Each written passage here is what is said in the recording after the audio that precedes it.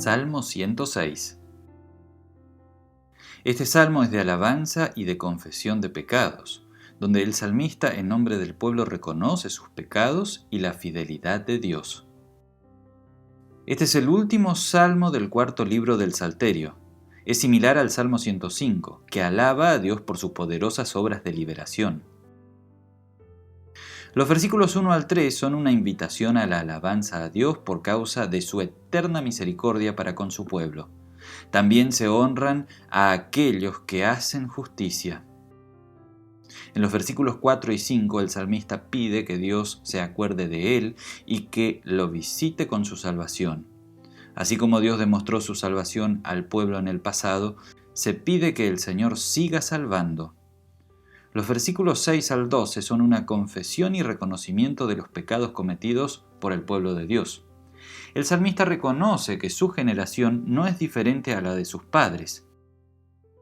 Se hacen referencia a las grandes obras de liberación que Dios hizo y cómo el pueblo no comprendió la misericordia de Dios. Se habla de las maravillas que Dios realizó hacia su pueblo, en especial el cruce por el Mar Rojo, que es descrito de una manera muy poética.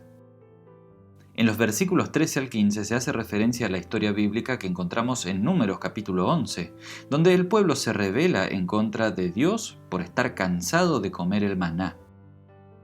En los versículos 19 a 23 se evoca la historia del becerro de oro, que encontramos en Éxodo 32. Allí el pueblo, bajo el consentimiento de Aarón, fabricó un becerro de oro y luego adoraron a aquel ídolo.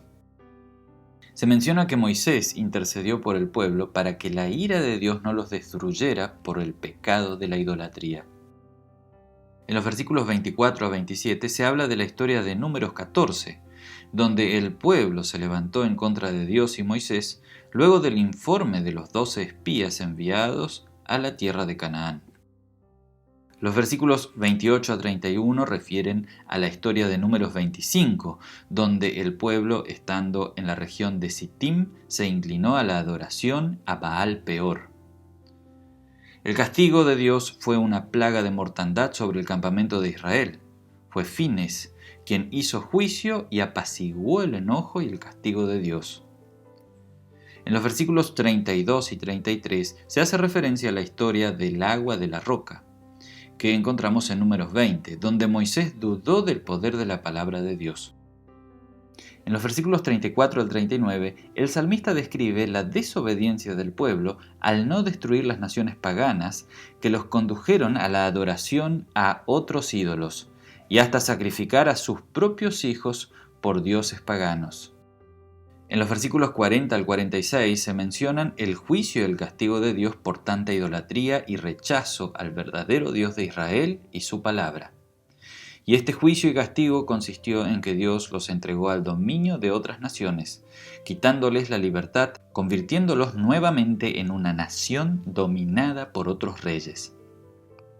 Aún así, Dios los miraba con misericordia y se acordaba de su pacto y se mantenía fiel a las promesas.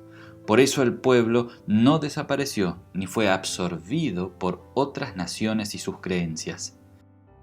El versículo 47 es una breve oración de súplica a Dios por la salvación de los enemigos que los oprimen, para que así su pueblo pueda nuevamente bendecir su nombre.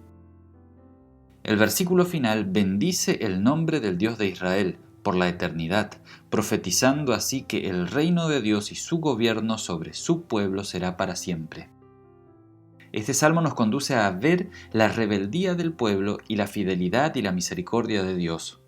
Nosotros, como iglesia, somos hoy el nuevo pueblo de Dios, llamado a alabar su nombre y darlo a conocer a aquellos que aún no saben nada de él. La salvación invocada al final de este salmo se cumple cuando Jesucristo vino al mundo.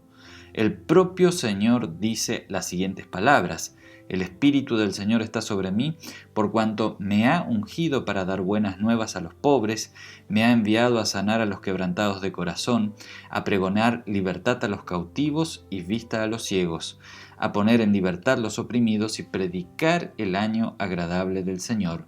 Lucas capítulo 4 versículos 18 y 19.